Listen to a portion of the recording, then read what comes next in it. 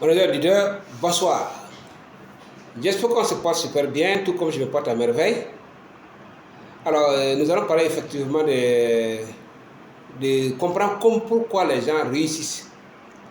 Et lorsque les gens réussissent, quel est le chemin à emprunter? Parce qu'il faut comprendre qu'effectivement, pour réussir, il faut emprunter un chemin de succès.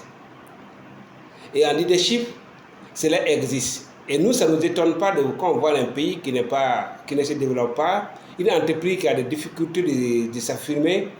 Alors, une personne qui a des problèmes vraiment de se confirmer, et ou bien de s'affirmer également, nous, ça ne nous étonne pas parce que lorsque nous faisons une lecture, nous avons ce qu'on appelle les axes de leadership, qui sont des chemins de choix qu'il faut faire, qui vous permettraient d'aboutir à une réussite particulière.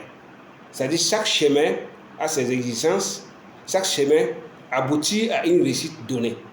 Et là, c'est connu en leadership. Et là, vous avez 5 actes de leadership. Vous avez les 5 actes de leadership, vous avez l'acte de stratégie. L'acte de stratégie consiste vraiment à développer des stratégies efficaces que les autres n'utilisent pas, n'ont pas réussi d'abord à élaborer et que vous avez élaboré, appliqué, en vue d'avoir vraiment une réussite explosée. Vous avez l'axe de compétences, ça veut dire qu'à ce moment, si vous faites le choix de l'axe de compétences, vous avez décidé de développer une compétence particulière que les autres n'ont pas, au sein de votre entreprise ou de votre pays, ou bien vous-même, votre personne, en tant que personne, et votre façon de le faire vraiment est une façon unique qui attire l'attention des autres. Alors, vous avez également ce qu'on appelle l'axe des ressources humaines, c'est de travailler sur les compétences des hommes, sur un domaine bien déterminé, pour que les ressources humaines-là soient des ressources humaines qualifiées de haut niveau et demandées, de sorte que vous puissiez vraiment vous faire de l'argent.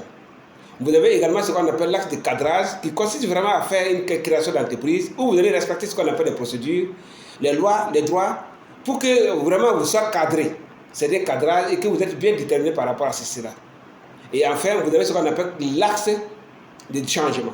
L'axe de changement vous oblige effectivement de prendre un chemin nouveau avec une autre attitude que vous avez impliquée aux gens, de sorte que ces gens changent de façon de faire, leur façon d'être, et également que vous orientez sur un chemin auquel les gens ne s'attendaient pas pour que vous puissiez être affirmés.